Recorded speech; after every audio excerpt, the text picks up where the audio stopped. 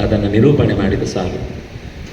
ಯಾಕೆಂದರೆ ಯಾವುದೇ ಒಂದು ಸಂಗತಿ ನಮಗೆ ಜೀವನದಲ್ಲಿ ನಮಗೆ ಅದು ಗೊತ್ತಾದರೆ ಮಾತ್ರ ನಾವು ಅದನ್ನು ಆಮೇಲೆ ನಂಬ್ತಾ ಹೋಗ್ತೇವೆ. ಒಂದು ಕಣ್ಣಿಗೆ, ಒಂದು ಕಿವಿಗೆ, ಒಂದು ಮೂಗಿಗೆ, ಒಂದು ಬಾಯಿಗೆ, ಒಂದು ಚರ್ಮಕ್ಕೆ, ಅಥವಾ ಇದೆಲ್ಲದರ ಒಂದು ಪರಿಷ್ಕಾರ ಮನಸ್ಸಿಗೆ. ಹೀಗೆ 6 ರೀತಿಯ ತಿಳುವಳಿಕೆ ಅಂತ ಅನ್ನೋದನ್ನು ನಾವು ಒಪ್ತೇವೆ. ಆದರೆ ಯಾವಾಗ ಇದು 6ಕ್ಕೆ ಸಂಬಂಧಿಸಿದ್ದನ್ನು ಎದುರುಗಡೆ ಕಂಡು ಮೇಲೂ ಅದು ಇಲ್ಲ ಅಂತಂದು ಬಿಟ್ಟರೆ ಕೊನೆಗೆ ಯಾವುದನ್ನು ನಾವು ಒಪ್ಕೊಳ್ಳಿಕ್ಕೆ ಆಗುವುದಿಲ್ಲ. ಎಲ್ಲವೂ ನನ್ನ ಹಲ್ಯೂಸಿನೇಷನ್ ಅಂತಾಗಿ, ಎಲ್ಲವೂ ನನ್ನ ಕಾಲ್ಪನಿಕ ಭ್ರಮಾತ್ಮಕವಾದ ಪ್ರಪಂಚ ಅಂತಾಗಿ ಬಿಟ್ಟರೆ ಯಾವುದಕ್ಕೂ ಒಂದು ನಿರ್ಧಾರ ಬರಲಿಕ್ಕೆ ಆಗುವುದಿಲ್ಲ. ಹಾಗಾಗಿ ನನ್ನ ಕಣ್ಣಿಗೆ ಕಾಣುವ ಸಂಗತಿಗಳಲ್ಲಿ, ಅಂದರೆ ಈಗ ನೀವು ಹೇಳ್ಬೋದು, ಹಾಗಾದರೆ ಭ್ರಮೆ ಬರುತ್ತೆ ಒಬ್ಬನಿಗೆ, ಹಗ್ಗವನ್ನು ನೋಡಿ ಹಾವು ಅಂತ. ಆಗ ಅದು ಪ್ರತ್ಯಕ್ಷವೇ ಆಯ್ತಲ್ಲ ಅಂದರೆ ಅವನಿಗೆ ಅದೇ ಸ್ವಲ್ಪ ಹೊತ್ತಿನ ನಂತರ ಅದು ಹಾವಲ್ಲ ಅಂತಲೂ ಗೊತ್ತಾಗಿದೆ. ಅಥವಾ ಅದೇ ಸಮಯದಲ್ಲಿ ಇನ್ನೊಬ್ಬನಿಗೆ ಸಿದ್ಧಾಂತಗಳಲ್ಲಿ ಶಾಸ್ತ್ರ ಮುಖ್ಯ. ನೀವು ಎಲ್ಲದಕ್ಕೂ ಕೂಡ ಶಾಸ್ತ್ರವನ್ನು ಆಧಾರವಾಗಿ ಕೊಡುದಲ್ಲ. ತಸ್ಮಾತ್ ಶಾಸ್ತ್ರ ಪ್ರಮಾಣಂತೆ ಕಾರ್ಯಕಾರ್ಯ ವ್ಯವಸ್ಥೆ. ಅನುಭವ ಸಿದ್ಧಾಂತ ಅಂತ ಯಾಕೆ ಕರಿಬೇಕು? ಇಲ್ಲಿ 2 ಬಗೆಯ ಅನುಭವ ಇದೆ. ಒಂದು ಸಾಮಾನ್ಯವಾಗಿ ಕಣ್ಣು, ಮೂಗು, ಬಾಯಿ ಇತ್ಯಾದಿ ನಮ್ಮ ಐಂದ್ರಿಯಕ ಸುಖ ಅಂತ ನಾವು ಐಂದ್ರಿಯಕ ಪ್ರತ್ಯಕ್ಷ ಅಂತ ಹೇಳ್ಬೋದು. ಇನ್ನೊಂದು ಅತೀಂದ್ರಿಯವಾದಂತಹ ಪ್ರತ್ಯಕ್ಷ ಇದೆ. ಅತೀಂದ್ರಿಯವಾದ ಪ್ರತ್ಯಕ್ಷಗಳಲ್ಲಿ ಕೇವಲ ಶಾಸ್ತ್ರ ಹೇಳಿದ್ದನ್ನು ನಾವು ಅನುಷ್ಠಾನ ಮಾಡ್ಕೊಂಡು ಹೋಗಬೇಕಾಗಿದೆ. ಈಗ ಸ್ವರ್ಗ, ನರಕ, ಪಾಪ, ಪುಣ್ಯ ಅಥವಾ ಇನ್ನಿತರ ಸಂಗತಿಗಳು, ನಮ್ಮ ಇಂದ್ರಿಯಗಳಿಗೆ ಗೋಚರವಾಗದ ಸಂಗತಿಗಳನ್ನು ನಾವು ಮಾತನಾಡುವಾಗ ಅದು ನಮ್ಮ ಈ ಇಂದ್ರಿಯಗಳ ಅನುಭವದಲ್ಲಿ ಇಲ್ಲ. ಅದರಿಂದಾಗಿ ಅದಕ್ಕೋಸ್ಕರ ಶಾಸ್ತ್ರವೇ ಪ್ರಮಾಣ. ಆದರೆ ಉಳಿದ ಕಡೆ ಶಾಸ್ತ್ರದ ಜೊತೆಗೆ ಅನುಭವವೂ ಪ್ರಮಾಣ. ಅದರಿಂದಾಗಿ ಇದನ್ನು ಅನುಭವ ಸಿದ್ಧಾಂತ ಅಂತ ಹೇಳ್ಬೋದು. ಹಾಗಾದರೆ 2 ಅಂಶ ಇಲ್ಲಿ ಬಂತು, ಅನುಭವ ಮತ್ತು ಶಾಸ್ತ್ರ. ಶಾಸ್ತ್ರವೂ ಪ್ರಮಾಣ, ಅನುಭವವೂ ಪ್ರಮಾಣ. ಆದರೆ ಶಾಸ್ತ್ರ ಮತ್ತು ಅನುಭವಕ್ಕೆ ವಿರೋಧ ಬಂದಾಗ, ಐಂದ್ರಿಯಗಳಲ್ಲಾಗ ವಿರೋಧ ಬಂದರೆ ಇಂದ್ರಿಯವೇ ಆವಾಗ ಅನುಭವವೇ ಪ್ರಮಾಣ.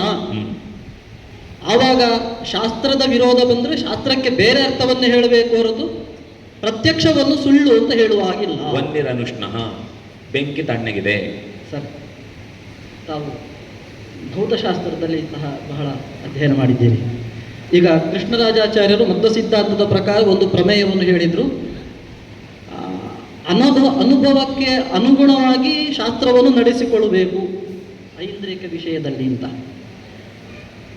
ನನಗನ್ನಿಸ್ತದೆ, ಶಾಸ್ತ್ರವು ಪರಮ ಪ್ರಮಾಣ ಆಗಿರುವಾಗ ಅದನ್ನು ಇಂದ್ರಿಯ ಗೋಚರವಾಗುವಂತಹ ವಿಷಯದಲ್ಲಿ ಅದು ಪ್ರತ್ಯಕ್ಷಕ್ಕಿಂತ ಸ್ವಲ್ಪ ದುರ್ಬಲ. ಯಾಕೆ ಈ ಥರ ಮಾಡಬೇಕು? ತಾವು ಇದನ್ನು ಒಪ್ತೀರಾ? ಯಾಕಂದರೆ ನೀವು ಭೌತಶಾಸ್ತ್ರ ಅನುಭವಕ್ಕೆ ಹೆಚ್ಚು ಮಹತ್ವವನ್ನು ಕೊಡುವಂಥದ್ದು. ಒಂದು ಸ್ತರದಲ್ಲಿ ಒಂದು ಪ್ರಮಾಣ, ಮತ್ತೊಂದು ಸ್ತರದಲ್ಲಿ ಅದಕ್ಕೆ ಆ ಪ್ರಾಮಾಣ್ಯ, ಆ ವ್ಯಾಲ್ಯೂ ಅದು ಕಡಿಮೆ ಆಗ್ತದೆ. ಇದನ್ನು ಒಪ್ಪಲಿಕ್ಕೆ ಬರ್ತದೆ. ಶ್ರೀ ಗುರುಭ್ಯೋ ನಮಃ. ಶಮಯನ್ ಭವಸಂತಾಪಂ ರಮಯನ್ ಸಾಧುಚಾತಕಾನ್ ಕೃಷ್ಣಮೇಘ ಕೃಪಾ ದೃಷ್ಟಿವೃಷ್ಟ್ಯಾ ಪುಷ್ಣಾತು ಮಾಮಪಿ ಶ್ರೀಮದಾನಂದತೀರ್ಥಾರ್ಯ ಪಾದಪಂಕಜರೇಣವಃ ಪವಿತ್ರಯಂತು ಮಾಂ ನಿತ್ಯಂ ಪಾಪಪಾಟನ ಪಂಡಿತಾಃ. ಸಕಲವಚನಚೇತೋ ದೇವತಾ ಭಾರತಿ ಸಾ ಮಮ ವಚಸಿ ನಿಧತ್ತಾಂ ಸನ್ನಿಧಿಂ ಮಾನಸೇ ಚ. ಸಭೆಯಲ್ಲಿ ವಿರಾಜಮಾನರಾಗಿರುವಂತಹ ಪೂಜ್ಯ ಶ್ರೀಪಾದರ ಚರಣಗಮನಗಳಲ್ಲಿ ಪ್ರಣವವನ್ನು ಸಲ್ಲಿಸ್ತಾ, ನೀವು ಶ್ರೀಮದಾಚಾರ್ಯರ ಸಿದ್ಧಾಂತವು ಅನುಭವ ಮೂಲಕವಾದ್ದು, ಯಾಕೆ ಅದನ್ನು ಅನುಭವ ಮೂಲಕವಾಗಿ, ಅನುಭವವನ್ನೇ ಪ್ರಬಲ ಅಂತ ಯಾಕೆ ಹೇಳಬೇಕು ಇಂದ್ರಿಯ ಗೋಚರವಾದ ವಿಷಯಗಳಲ್ಲಿ ಅಂತ. ನಾನು ಶ್ರೀಮದಾಚಾರ್ಯರ ಸಿದ್ಧಾಂತವನ್ನು ಅಧ್ಯಯನ ಮಾಡಿದ್ದು ಕೃಷ್ಣ ಭಗವದ್ಗೀತೆಯಲ್ಲಿ ಹೇಳಿದಂಗೆ ಚತುರ್ವಿಧ ಭಜಂತೆ ಮಾಂ ಅಂತ. ಅದರಲ್ಲಿ ಆರ್ತಿ, ಜಿಜ್ಞಾಸು, ಆ ಜಿಜ್ಞಾಸು ಅನ್ನುವಂಥ ಲಿಸ್ಟಲ್ಲಿ ಸೇರುವಂಥವು ನಾನು ಯಾವಾಗಲೂ ಹೇಳ್ತಿರ್ತೀನಿ. ಆಮೇಲೆ ಮಾಧ್ವ ಬೈ ಚಾಯ್ಸ್ ಅಂತ. ನಾನು ಮಾಧ್ವನಾಗಿದ್ದು ಮಾಧ್ವನಾಗಿ ಹುಟ್ಟಿದೆ ಅನ್ನೋ ಕಾರಣದಿಂದಲ್ಲ. ನಾನು ಬೇರೆ ಬಹಳ ಸಿದ್ಧಾಂತಗಳನ್ನು ಅಧ್ಯಯನ ಮಾಡಿದ್ದೇನೆ. ಅಂದರೆ ಭಾರತೀಯ ತತ್ವಶಾಸ್ತ್ರಗಳಾಗಲಿ ಅಥವಾ ಪಾಶ್ಚಾತ್ಯ ತತ್ವಶಾಸ್ತ್ರಗಳಾಗಲಿ, ಡೇಕಾರ್ತ್, ಕಮು, ಬಹಳ ಫಿಲಾಸಫರ್ಸ್ಗಳನ್ನ ಅಧ್ಯಯನ ಮಾಡಿ ಇದು ನಿರ್ದಿಷ್ಟವಾದ ಸಿದ್ಧಾಂತ ಅಂತ ನನ್ನ ಮಟ್ಟಕ್ಕೆ ಮನವರಿಕೆ ಆಗಿದೆ. ಬಹಳ ದೃಷ್ಟಾಂತಗಳು ಸಿಕ್ಕಿದೆ ನನ್ನ ಜೀವನದಲ್ಲಿ. ಇತ್ತೀಚೆಗೆ ಸಿಕ್ಕಂಥ ಒಂದು ದೃಷ್ಟಾಂತವನ್ನು ನಿಮ್ಮ ಎಲ್ಲರ ಜೊತೆ ನಾನು ಹಂಚ್ಕೊಳ್ಳೋ ಪ್ರಯತ್ನವನ್ನು ಪಡ್ತೀನಿ. ಅವರು ಮೊದಲೇ ತಿಳಿಸಿದ ಹಾಗೆ ನಾನು ಈ ಆರ್ಟಿಫಿಷಿಯಲ್ ಇಂಟೆಲಿಜೆನ್ಸ್ ಅನ್ನುವಂಥ ಒಂದು ರಂಗದಲ್ಲಿ ಕೆಲಸ ಮಾಡ್ತೀನಿ. ನೀವೆಲ್ಲ ಇವತ್ತು ಆರ್ಟಿಫಿಷಿಯಲ್ ಇಂಟೆಲಿಜೆನ್ಸ್ನ ಬಳಸೇ ಇರ್ತೀರಿ, ChatGPT ಇತ್ಯಾದಿಗಳನ್ನು. ಯಾರನ್ನ ಎಲ್ಲಿ ಯಾವ ರೀತಿಯಲ್ಲಿ ಬೇಕಾದರೂ ಚಿತ್ರಗಳನ್ನ ಸೃಷ್ಟಿ ಮಾಡ್ಬೋದು, ಅಥವಾ ಯಾರ ಧ್ವನಿಯಲ್ಲಿ ಬೇಕಾದ್ರೆ ಯಾವ ಹಾಡುಗಳನ್ನು ಬೇಕಾದ್ರೆ ಸೃಷ್ಟಿ ಮಾಡ್ಬೋದು, ಇತ್ಯಾದಿಗಳನ್ನು ಮಾಡ್ಬೋದು. ಬರೀ ಅಷ್ಟೇ ಅಲ್ಲ, ಸಾಮಾನ್ಯ ಜನಗಳು ಮಾಡದೇ ಇರುವಂಥ ವಿಷಯಗಳನ್ನು AI ಮಾಡುತ್ತೆ. ಎಷ್ಟರ ಮಟ್ಟಿಗೆ ಅಂತಂದರೆ, ಸ್ವಾಮಿಯವರು ತಿಳಿಸ್ಬೇಕು, ನ್ಯಾಯಶಾಸ್ತ್ರದ ಪರಿಷ್ಕಾರಗಳನ್ನು ಮಾಡುತ್ತೆ. ನಾನು ಅದನ್ನು ಪರೀಕ್ಷೆ ಮಾಡಿದ್ದೀನಿ. ಸಾಮಾನ್ಯ ನಿರುಕ್ತಿ ಅಂತ ಗ್ರಂಥದ ಪರಿಷ್ಕಾರಗಳನ್ನು ಮಾಡುತ್ತೆ. ನಿಮಗೆ ಗೊತ್ತಿದೆಯೋ ಗೊತ್ತಿಲ್ಲ, ಪ್ರಪಂಚದ ಅತಿ ಕ್ಲಿಷ್ಟವಾದ ಒಂದು ಪರೀಕ್ಷೆ ಯಾವುದು ಅಂತಂದರೆ ಇಂಟರ್ನ್ಯಾಷನಲ್ ಮ್ಯಾಥಮೆಟಿಕ್ಸ್ ಒಲಿಂಪಿಯಾಡ್ ಅಂತ ಒಂದು ಎಕ್ಸಾಮ್ ಇದೆ. ಇದು IIT JEEಗಿನ್ನ ತುಂಬ ಕಷ್ಟವಾದ ಪರೀಕ್ಷೆ. ಪ್ರಪಂಚದಲ್ಲಿರೋ ಬಹಳ ದೇಶಗಳಿಂದ ವಿದ್ಯಾರ್ಥಿಗಳು ಬಂದು ಭಾಗವಹಿಸುವಂಥ ಒಂದು ಪರೀಕ್ಷೆ ಅದು. ಆ ಪರೀಕ್ಷೆಯಲ್ಲಿ ನಮ್ಮ ದೇಶಕ್ಕೆ ಚಿನ್ನದ ಪದಕ ಅಂತ ಅನ್ನೋದು 4-5 ಬಾರಿ ಮಾತ್ರ ಬಂದಿರೋದು IMO ಇಂಟರ್ನ್ಯಾಷನಲ್ ಮ್ಯಾಥಮೆಟಿಕ್ಸ್ ಒಲಿಂಪಿಯಾಡಲ್ಲಿ. 15 ದಿವಸದ ಮುಂಚೆ AIಗೆ ಚಿನ್ನದ ಪದಕ ಬಂತು ಆ ಪರೀಕ್ಷೆಯಲ್ಲಿ. ಸೊ ಈಗ ಇವತ್ತು ಆರ್ಟಿಫಿಷಿಯಲ್ ಇಂಟೆಲಿಜೆನ್ಸ್ ಮಾಡದಿರುವಂಥ ಕೆಲಸಗಳು, ಬೌದ್ಧಿಕವಾದ ಕೆಲಸಗಳು ಬಹಳ ಕಡಿಮೆ. ಇವೆಲ್ಲ ಬಹಳ ಪತ್ರಿಕೆಗಳಲ್ಲೆಲ್ಲ ಓದಿರ್ತೀರಿ, ಈ ಸಾಫ್ಟ್ವೇರ್ ಇತ್ಯಾದಿ ಕೆಲಸಗಳಿಗೆ ಬಹಳ ಕುತ್ತು ಬಂದಿದೆ ಅಂತ. ಅದರಲ್ಲಿ ಸತ್ಯ ಇದೆ. 10 ಜನ 6 ತಿಂಗಳು ಮಾಡೋ ಕೆಲಸವನ್ನ 1 ದಿವಸದಲ್ಲಿ 2 ದಿವಸದಲ್ಲಿ AI ಮಾಡ್ತಾ ಇದೆ. ನಾನೀಗ AI ಗುಣಗಾನ ಮಾಡ್ಲಿಕ್ಕೆ ಇಲ್ಲಿ ಕೂತಿಲ್ಲ, ಶಿವದಾಚಾರ್ಯರ ಸಿದ್ಧಾಂತದ ಪ್ರಸ್ತುತತೆ ಬಗ್ಗೆ ಹೇಳಲಿಕ್ಕೆ ಕೂತಿದ್ದೀನಿ. ನಾವು ಶಿವದಾಚಾರ್ಯರನ್ನ ನಮ್ಮ ಸಿದ್ಧಾಂತದಲ್ಲಿ ಸರ್ವಜ್ಞರು ಅಂತ ಹೇಳೋರು, ಅವರು ರುಜುಗಳು. ಅನಾಲೋಚನೆಯಪಿ ಸಕಲ ವಿಷಯಕಂ ಜ್ಞಾನಂ ರುಜೂನಾಂ, ಅಂದರೆ ಭಗವದ್ ವಿಷಯ ಬಿಟ್ಟು ಬೇರೆ ಎಲ್ಲ ವಿಷಯದಲ್ಲೂ, ಪ್ರಪಂಚದ ಯಾವುದೇ ವಿಷಯದಲ್ಲೂ ಅವರ ಜ್ಞಾನದಲ್ಲಿ ಅಸ್ಪಷ್ಟತೆ ಇರಲೇಬಾರದು. ಅಂದ್ರೆ ಏನರ್ಥ ಅಂದ್ರೆ, ಇವತ್ತು ನಿಮಗೆ ಕಾಂಟೆಂಪ್ರರಿ ಪ್ರಪಂಚದಲ್ಲಿ ಯಾವುದಾದ್ರೊಂದು ವೈಜ್ಞಾನಿಕವಾಗೋ ತಾಂತ್ರಿಕವಾಗೋ ಬರುವಂತಹ ಪ್ರಶ್ನೆಗಳಿಗೆ ಸರ್ವಮೂಲದಲ್ಲಿ ಉತ್ತರ ಇರಬೇಕು ಅಂತ ನನ್ನ ನಂಬಿಕೆ. ವಿಷಯಾಂತರ ಆಯ್ತು ಅಂತ ನೀವು ಅನ್ಕೊಳ್ಬೋದು, ಆದರೆ ಎಲ್ಲಿ ವಿಷಯ ಸಾಮ್ಯ ಇರುತ್ತೆ, ಅಂದ್ರೆ ಸ್ವಲ್ಪ ಆಂಗ್ಲ ಭಾಷೆ ಬಳಸ್ಬೋದು ಅಂತ ಆದ್ರೆ, ಎಲ್ಲಿ ಶಾಸ್ತ್ರಕ್ಕೂ ಮತ್ತೆ ಭೌತಶಾಸ್ತ್ರಕ್ಕೂ ಓವರ್ಲ್ಯಾಪ್ ಬರುತ್ತೆ, ಆ ವಿಷಯಗಳಲ್ಲಿ ಶ್ರೀಮದಾಚಾರ್ಯರ ಸರ್ಮೂಲ ಗ್ರಂಥಗಳಲ್ಲಿ ಬರುವಂತಹ ವಿಷಯಗಳು ಮತ್ತೆ ಇವತ್ತಿನ ಭೌತಶಾಸ್ತ್ರದ ಪ್ರಯೋಗ ಲಭ್ಯವಾದ ವಿಷಯಗಳಲ್ಲಿ ವೈರುಧ್ಯ ಅಂತ ಬರಬಾರದು ಅಲ್ವಾ? ಯಾಕಂದ್ರೆ ಶಿವದಾಚಾರ್ಯರು ಸರ್ವಜ್ಞರಾದ್ರಿಂದ ಅಂತ. ಇವತ್ತು ಅನ್ಯ ಸಿದ್ಧಾಂತಗಳನ್ನ ಅಥವಾ ಶಾಸ್ತ್ರವನ್ನ ಅಧ್ಯಯನ ಮಾಡದಿರೋರು ತೊಂದರೆ ಆಗಲ್ಲ, ಅಥವಾ ನಾವೆಲ್ಲ ಮಾಧ್ವರು ಅಂತ ತಿಳ್ಕೊಂಡಿದ್ದೀವಿ, ಮಧ್ವಾಚಾರ್ಯ ದೊಡ್ಡವರು ಅಂತ ತಿಳ್ಕೊಂಡಿದ್ದೀವಿ. ಆದರೆ ಇವತ್ತಿನ ಭೌತಶಾಸ್ತ್ರ, ಇವತ್ತಿನ ಕಂಪ್ಯೂಟರ್ ಸೈನ್ಸ್ ಇತ್ಯಾದಿ ರಂಗಗಳು ಹೊಸ ಫಿಲಾಸಫಿಕಲ್ ಕ್ವೆಶ್ಚನ್ಸ್ ಅನ್ನ, ಹೊಸ ವೈದಾಂತಿಕ ಪ್ರಶ್ನೆಗಳನ್ನ ಹುಟ್ಟಾಕ್ತಾ ಇವೆ. ಈ ಪ್ರಶ್ನೆಗಳಿಗೆ ಉತ್ತರ ಆಚಾರ್ಯರ ಶಾಸ್ತ್ರ ಅಥವಾ ಯಾವುದೇ ಒಂದು ಫಿಲಾಸಫಿಕಲ್ ಸ್ಕೂಲ್ ಅಲ್ಲಿ ಡಿಸ್ಕಸ್ ಮಾಡಿರಲೇಬೇಕಾಗುತ್ತೆ. ಇಲ್ಲ ಅಂತಂದ್ರೆ ಆ ಫಿಲಾಸಫಿ ಔಟ್ಡೇಟೆಡ್ ಆಗುತ್ತೆ. ಇವತ್ತು ನೀವು ವೆಸ್ಟರ್ನ್ ಫಿಲಾಸಫರ್ಸ್ ಅನ್ನ ಕೇಳಿ, ಡೆಕಾರ್ತೋ ಅಥವಾ ಕಾಂಟೋ, ಕಮೂನೋ ಇಂಥವ್ರು AI ಬಗ್ಗೆ ಏನು ಅಭಿಪ್ರಾಯವನ್ನ ಸೂಚನೆ ಮಾಡಿಲ್ವಲ್ಲ ಅಂತಂದ್ರೆ ಮಾಡಿಲ್ಲ. ಯಾಕಂತಂದ್ರೆ ಅವ್ರು ಹಿಂದಿನ ಕಾಲದಲ್ಲಿ ಇದ್ರು, ಅವ್ರ ಜ್ಞಾನ ಇರಲಿಲ್ಲ ಅಂತ. ಶಿವದಾಚಾರ್ಯ ಬಗ್ಗೆ ನಾವು ಆ ಮಾತು ಹೇಳ್ಬೋದಾ? ಶಿವದಾಚಾರ್ಯ 800 ವರ್ಷದ ಮುಂಚೆ ಇದ್ರು, ಅವ್ರಿಗೆ ಇವತ್ತು AI ಬರುತ್ತೆ ಅಂತ ಗೊತ್ತಿಲ್ಲ, ಆದ್ರಿಂದ ಅವ್ರ ಸಿದ್ಧಾಂತದಲ್ಲಿ ಇದಕ್ಕೆಲ್ಲ ಉತ್ತರ ಇರಬೇಕಾದಿಲ್ಲ ಅಂತ ನಾವು ಹೇಳ್ಬೋದಾ? ನಮ್ಮ ನಂಬಿಕೆ ಏನು ಅಂತಂದ್ರೆ, AI ಯಾರು ಸೃಷ್ಟಿ ಮಾಡಿದ್ನೋ ಅವನ ಅಂತರಂಗದಲ್ಲಿ ಅವನನ್ನ ನಿಯಮನ ಮಾಡ್ತಾ ಇರೋ ಶಿವದಾಚಾರ್ಯ ಅನ್ನೋದನ್ನ ನಾವು ನಂಬಿರೋದಾದ್ರೆ, ಅವರಿಗೆ ಆ AI ಬರುವಂತ ತಾತ್ವಿಕ ಸಮಸ್ಯೆಗಳನ್ನ ಪರಿಹಾರವನ್ನ ಮಾಡ್ಲಿಕ್ಕೆ ಸಿದ್ಧಾಂತದಲ್ಲಿ ಉತ್ತರಗಳಿಲ್ಲ ಅಂತಂದ್ರೆ ನಮ್ಮ ನಂಬಿಕೆ ಅಂತ ಅನ್ನೋದು ಅಳ್ಳಾಡುವುದತ್ತಲ್ವಾ? ಇದು ಆಚಾರ್ಯರ ಸಿದ್ಧಾಂತವನ್ನ ಪರಿಚಯ ಮಾಡಿಕೊಂಡು ನಾನು ಯಾವಾಗಲೂ ಹೇಳೋದುಂಟು, ನಮಗೆ ದುಶಾಸ್ತ್ರ ಅಧ್ಯಯನದಿಂದ ಲಭ್ಯವಾದಂತಹ ಪಾಪದಿಂದ ಇಂತಹ ಪ್ರಶ್ನೆಗಳು ಬರುತ್ತೆ ನಮ್ಮ ಮನಸ್ಸಲ್ಲಿ ಅಂತ. ಬರೀ ಶಾಸ್ತ್ರಾಧ್ಯಯನ ಮಾಡಿರುವಂತಹ ಕೃಷ್ಣದಾಸ ಆಚಾರ್ಯರ ಮನಸ್ಸಲ್ಲಿ ಈ ಪ್ರಶ್ನೆ ಬರೆದಿರ್ಬೋದು, ಅವ್ರ ಪುಣ್ಯ ಅದು. ನಾವು ದಿನ ಬೆಳಗಿಂದ ರಾತ್ರಿವರೆಗೂ ಏನ್ ಮಾಡ್ತೀವಿ ಅಂದ್ರೆ ಏ ಅಂತ ಮಾಡಿ ಶಾಸ್ತ್ರದ ಪರಿಚಯ ಇರೋದ್ರಿಂದ ಅಲ್ಲಿರುವಂತ ಪ್ರತಿಯೊಂದು ಸಮಸ್ಯೆಯನ್ನು ಶಾಸ್ತ್ರದಲ್ಲಿ ಉತ್ತರ ಇದೆಯಾ ಅನ್ನೋ ಪ್ರಶ್ನೆ ಬರುತ್ತೆ ನಮಗೆ. ಇದು ಗುಣನೂ ಹೌದು, ದೋಷನೂ ಹೌದು. ಗುಣ ಯಾಕೆ ಅಂದ್ರೆ ಆಚಾರ್ಯರ ಸಿದ್ಧಾಂತದಲ್ಲಿ ಆ ಪ್ರಶ್ನೆ ಉತ್ತರ ಇದೆ ಅಂತ ನಮಗೆ ಕಂಡುಕೊಂಡ್ರೆ ನಮ್ಮಂತವ್ರಿಗೆ ಆಚಾರ್ಯರ ಬಗ್ಗೆ ಎಷ್ಟು ಶ್ರದ್ಧೆ ಬರುತ್ತೆ, ನೀನು ಯಾರಿಗೂ ಬರಕ್ ಸಾಧ್ಯ ಇಲ್ಲ. ಅದಕ್ಕೆ ನಾನು ನಾನು ನಿಮಗೆ ಒಂದು ವಿಷಯವನ್ನ ಪ್ರಾತಿಷ್ಠಿಕವಾಗಿ ಹೇಳಿ ತೋರಿಸ್ತೀನಿ ಇವಾಗ. ಅದಕ್ಕೆ ನಾನು ಹೇಳಿದ್ದು, ವಾದಿರಾಜರು ಅಂತೆ ಸಿದ್ಧಸ್ತು ಸಿದ್ಧಾಂತ ಅಂತ ಸುಮ್ಮನೆ ಹೇಳಿದ್ದು ಅಲ್ಲ. ನಾನು ಯಾವಾಗಲೂ ಹೇಳೋದುಂಟು, you ask a question there is an answer in Sarvamoola ಅಂತ. ನಾನು ತುಂಬಾ ಸ್ವಲ್ಪ ಗಂಭೀರವಾದ ಟೆಕ್ನಿಕಲ್ ವಿಷಯ ಅಂತ ಅನಿಸ್ಬೋದು, ಒಂದು 2 ನಿಮಿಷ ಕೊಟ್ಟರೆ ಮಾತಾಡ್ತೀನಿ. ಈಗ ಪ್ರಶ್ನೆ ಏನು ಅಂತಂದ್ರೆ AI ಬಗ್ಗೆ ಮಾತಾಡೋಣಲ್ವಾ? ನೀವು AI ನ ಬಳಸಿದ್ರೆ ನಿಮ್ಗೆಲ್ರಿಗೂ ಗೊತ್ತಾಗತ್ತೆ, ಬಹಳ ಕ್ಲಿಷ್ಟವಾದಂತಹ ಬೌದ್ಧಿಕ ಪ್ರಶ್ನೆಗಳಿಗೂ ಉತ್ತರ ಕೊಡ್ತಾ ಇದೆ ಅಲ್ವಾ? ಶತಮಾನಗಳ ಗಟ್ಟಲೆ ನಾವು ಏನ್ ತಿಳ್ಕೊಂಡಿದ್ವಿ ಮನುಷ್ಯರಾಗಿ ಅಂದ್ರೆ, ನಾವು ಯಾಕೆ ಮನುಷ್ಯರು ಪ್ರಾಣಿಗಳಿಂದ ಭಿನ್ನರು ನಾವು ಯಾಕೆ ಅಂತಂದ್ರೆ, ನಮಗೆ ಯೋಚನಾ ಶಕ್ತಿ ಇದೆ, ಇಂಟೆಲಿಜೆನ್ಸ್ ಇದೆ ನಮಗೆ, ಪ್ರಾಣಿಗಳಿಗೆ ಅದಿಲ್ಲ ಅಂತ. ಇವತ್ತು ನಮ್ಗಿಂತ 1000 ಪಟ್ಟು ಹೆಚ್ಚು ಇಂಟೆಲಿಜೆನ್ಸ್ ಅನ್ನು ತೋರಿಸುವಂತ ಒಂದು ಮೆಷಿನ್ ಬಂತು.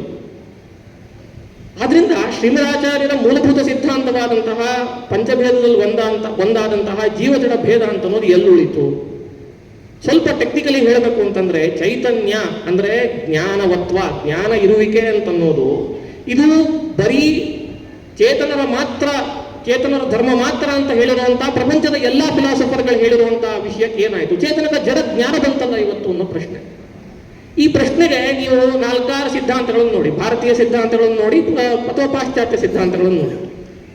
ನೈಯಾಯಿಕರು ಅಂತ ಒಬ್ಬ ನಮ್ಮ ಪರಂಪರೆಯಲ್ಲಿ ಆಗಬಂದಂತಹ ಬಹಳ ಬುದ್ಧಿವಂತರಾದ ಒಂದು ಸಿದ್ಧಾಂತ ಪರಂಪರೆಯವರು ಏನು ಹೇಳ್ತಾರೆ ಅಂದ್ರೆ, ಜ್ಞಾನ ನಾಲೆಡ್ಜ್ ಅಂತನ್ನೋದು ಆತ್ಮನಲ್ಲಿ ಇರುತ್ತೆ ಅಂತ ಹೇಳ್ತಾರೆ. ಅಂದ್ರೆ ಆತ್ಮ ಅಂತ ಅನ್ನೋದು ಜ್ಞಾನದ ಕಂಟೈನರ್ ಅಂತ. ಅಂದ್ರೆ ಒಂದು ಬಕೆಟ್ ಒಳಗೆ ನೀರಿದ್ದಾಗೆ ಆತ್ಮನಲ್ಲಿ ಜ್ಞಾನ ಇರುತ್ತೆ, ಜ್ಞಾನ ಅಧಿಕರಣಂ ಆತ್ಮ ಅಂತ ಹೇಳಿದ್ರು.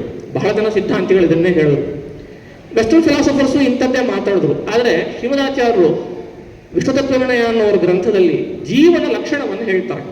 ಜೀವ ಅಂದ್ರೆ ಯಾರು ಅಂತ, ಆಯ್ತಾ? ಅಹಮಿತ್ಯೇವ ಯೋ ವೇದ್ಯ ಸಜೀವ ಇತಿ ಕೀರ್ತಿತಃ ಸಸುಖಿ ಚೈವ ಸಪಾತ್ರಂ ಬಂಧ ಮೋಕ್ಷ ಯೋಗ ಅಂತ ಶ್ರೀಮದಾಚಾರ್ಯರ ಮಾತಿದು. ಅದುಃಖಂ ಇತರತ್ ಸರ್ವಂ ಜೀವ ಏವತು ದುಃಖಿನಃ ತೇಷಾಂ ದುಃಖ ಪ್ರಹಾಣ. ಅಲ್ಲಿ ಇತರತ್ ಸರ್ವಂ ಅಂತ ಇತರ ಶಬ್ದ ಇದೆ, ಇರೋದೇ 3, ವ್ಯಾವರ್ತವಾದ 2. ಆದ್ರಿಂದ ಆಚಾರ್ಯ ಇತರ ಶಬ್ದವನ್ನು ಯಾಕೆ ಬಳಸಿದ್ರು ಅಂತ, ವ್ಯಾವರ್ತ್ಯ ಕೋಟಿ ಇನ್ನೊಂದು ಬಂದಿದೆ ಹೇಗೆ ಇತರತ್ ಸರ್ವಂ ಅದುಃಖಂ ಜೀವ ಏವತು ದುಃಖಿನಃ. ಆಯ್ತಾ? ಇಲ್ಲ, ನಾನು ಇನ್ನೂ ಪೂರ್ತಿ ಹೇಳಿಲ್ಲ ಉತ್ತರವನ್ನ, ಇದು ವಿದ್ವಾಂಸರಿಗೆ ಹೇಳಿದ್ದು. ನಿಜವಾದ ಉತ್ತರ ಏನು ಅಂತಂದ್ರೆ, ನೀವು ಗಮನಿಸಿ, ನಮಗೆ ಜ್ಞಾನ ಮಾತ್ರ ಇಲ್ಲ ಅಂದ್ರೆ, ಈಗ ನೀವು ಯಾವುದೋ ಒಂದು ಪದಾರ್ಥವನ್ನು ಇದು ನೋಡ್ತೀರಾ, ಒಂದು ಮೈಕು ಅಂತ ನಿಮ್ಗೊಂದು ಜ್ಞಾನ ಬಂತು. ಇದನ್ನು ಜ್ಞಾನ ಸ್ವಲ್ಪ ಟೆಕ್ನಿಕಲ್ ಆಗುತ್ತೆ, ಸ್ವಲ್ಪ ಅರ್ಥ ಮಾಡ್ಕೊಳ್ಳೋ ಪ್ರಯತ್ನವನ್ನು ಪಡಿ. ಇದು ಮೈಕು ಅಂತ ನಮ್ಗೆಲ್ರಿಗೂ ಜ್ಞಾನ ಇದೆ ಅಲ್ವಾ? ನಮಗೆ ಇನ್ನೊಂದು ಜ್ಞಾನ ಇದೆ. ಏನ್ ಜ್ಞಾನ ಗೊತ್ತಾ?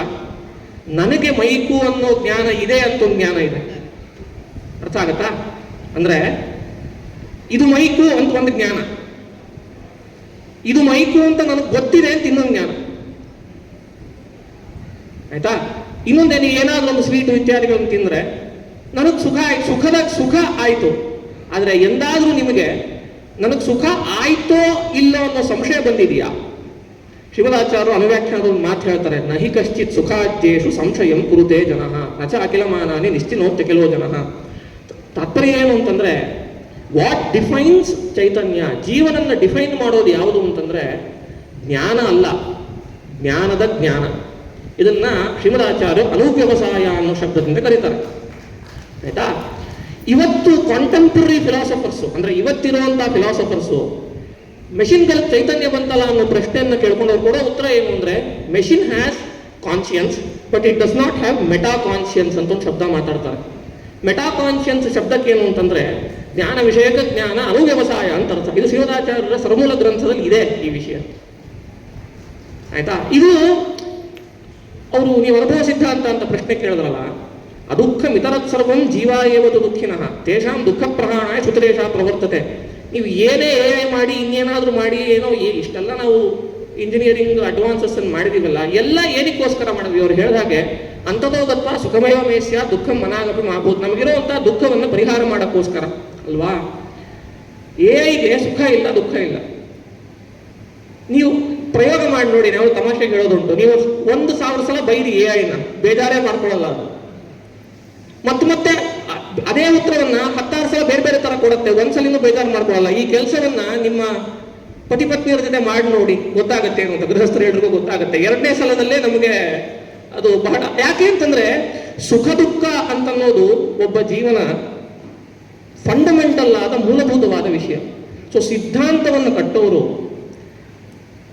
ಜೀವನ ಮೂಲಭೂತವಾದ ಅನುಭವ ಯಾವುದು? ಸುಖ ದುಃಖ. ಇದನ್ನ ಇಟ್ಕೊಂಡು ನಿಮ್ಮ ಸಿದ್ಧಾಂತವನ್ನು ಕಟ್ಟಿ. ಸಿದ್ಧಾಂತವನ್ನು ಇಟ್ಕೊಂಡು ನಿಮ್ಮ ಸುಖ ದುಃಖವನ್ನು ಯಾವತ್ತೂ ಟ್ವೀಕ್ ಮಾಡಕ್ ಹೋಗ್ಬೇಡಿ. ಅದಕ್ಕೆ ಶಿವದಾಚಾರ್ಯ ಹೇಳ್ತಾರೆ, ಎಲ್ಲ ಯಾರ ಹೆಸರು ಅಲ್ಲ, ಏನೂ ಇಲ್ಲ ಅಂತ ವಾದ ಮಾಡೋರು ಏನ್ ಮಾಡ್ಬೇಕು ಅಂದ್ರೆ 4 ಹೊಡಿಬೇಕು ಅಂತ. ಅವಾಗ ನೋವಾಗತ್ತೆ ಅವ್ರಿಗೆ. ಅವ್ರು ನೋವು ಆಗಲ್ಲ ಅಂತ ಎಂದಾದ್ರೂ ಹೇಳೋದು ಉಂಟ? ಇಂಥ ಸಿದ್ಧಾಂತವನ್ನು ಯಾಕೆ ಕಟ್ತೀರಾ ಅಂತ ಹೇಳ್ತಾರೆ. ಆದ್ರಿಂದ ನಮದು ನೋವಾಗೋದು ನಿಜ, ನಮಗೆ ಸುಖ ಆಗೋದು ನಿಜ. ಅವ್ರು ಹೇಳಿದ ಹಾಗೆ ಈ ಸುಖ ಎಲ್ಲ ಅಲ್ಪವಾದ್ದು, ಅಸ್ಥಿರವಾದ್ದು ಅನ್ನೋ ಜ್ಞಾನ ಬಂದ ಮೇಲೆ ಒಂದೇ ಒಂದು ಚಾಯ್ಸ್ ಉಳಿಯೋದು. ಬೃಹದಾರಣ್ಯಕದಲ್ಲಿ ಬಂದ ಹಾಗೆ ಏನಾಹಂ ನಾಮೃತಾಸ್ಯಾಂ ತೇನಾಹಂ ಕಿಂಕುರ್ಯಾಂ ಅಂತ. ಅಸ್ಥಿರವಾದ ಅಲ್ಪವಾದ ಸುಖವನ್ನು ಯಾರಿಗೆ ಬೇಕಾಗಿದೆ ಯೋಚನೆ ಮಾಡಿ. ಇವತ್ತು ನಿಮ್ಗಿರೋ ಸುಖ ಎಲ್ಲ